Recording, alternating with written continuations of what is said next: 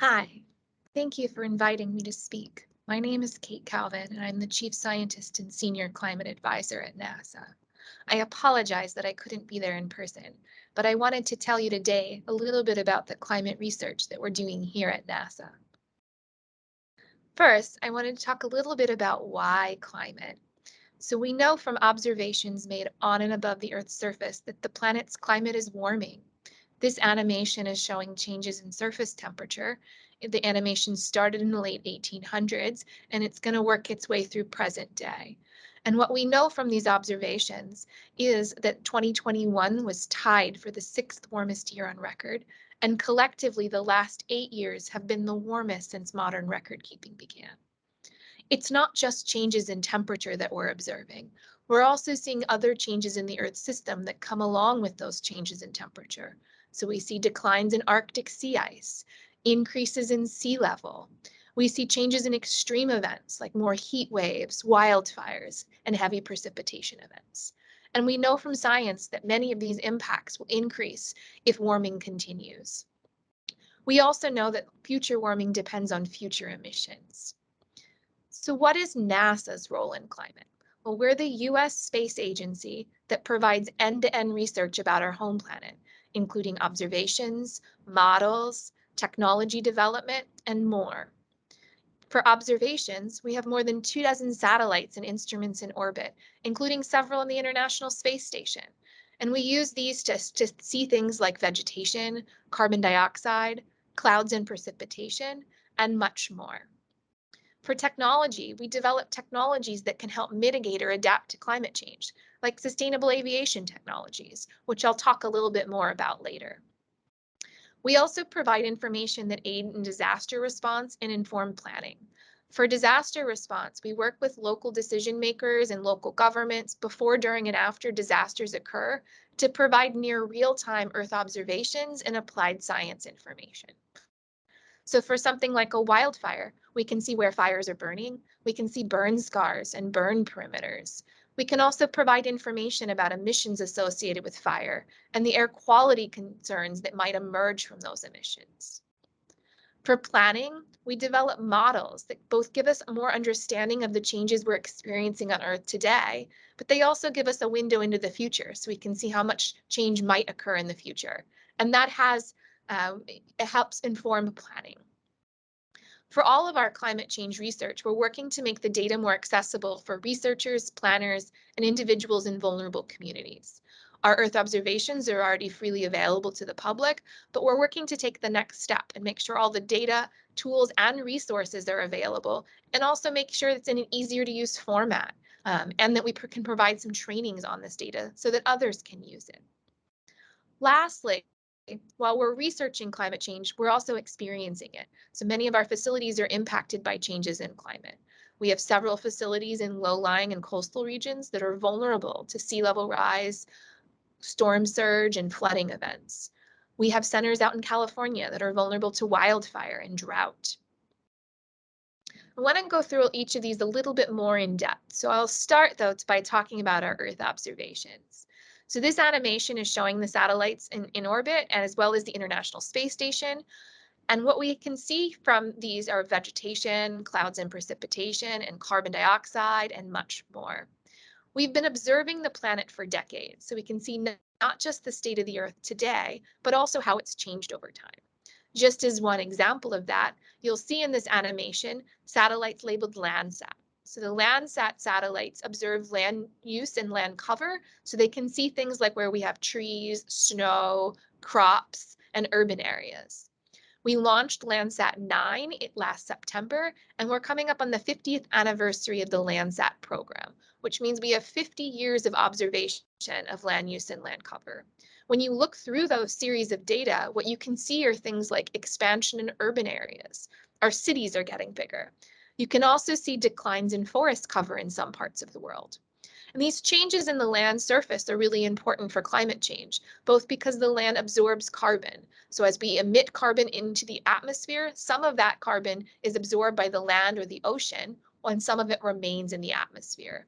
And what the state of the land cover is, how many trees we have, gives us information about how much carbon the land can uptake. The land also reflects sunlight or absorbs it, depending on the color of the land surface. And so understanding the changes in vegetation and land cover are really important for climate. Many of these satellite missions that here are NASA missions, but we also work closely with partners, either other agencies within the United States or international partners. So just as an example there, the Landsat program that I mentioned is in partnership with the USGS, another US government agency. We have several upcoming missions this year, which I'll come back to, but we're also in the process of, we're initiating the formulation phase of the Earth System Observatory, which is the next suite of Earth observing satellites. This is a set of missions that'll work together to provide a 3D holistic picture of the Earth's surface. And what this slide is showing you is some of the targeted observables, so the things that we want to observe and understand as part of this Earth System Observatory. And we're developing a set of missions that will help observe these, and again, to work together so that we can provide this 3D holistic picture of the Earth's surface, from surface to atmosphere, and more. So we're working on that formulation now.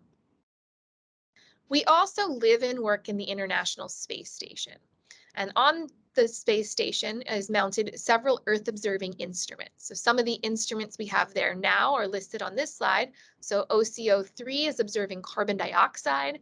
JEDI tells us information about the structure of forests. So how tall are the trees and what do the canopies look like? And this is really important for carbon as well. So Landsat, the satellite program I mentioned before, tells us where we have trees. JEDI gives us more information about what those look like.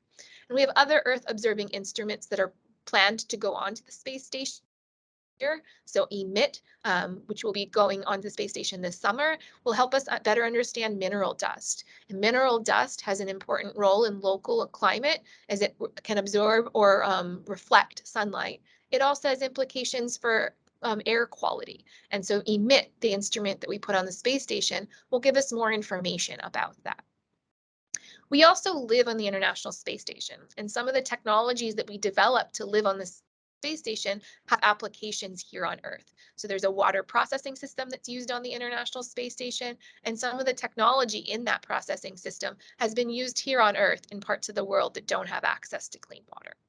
We grow crops in space, and some of the research we've done to grow crops also has applications here on Earth.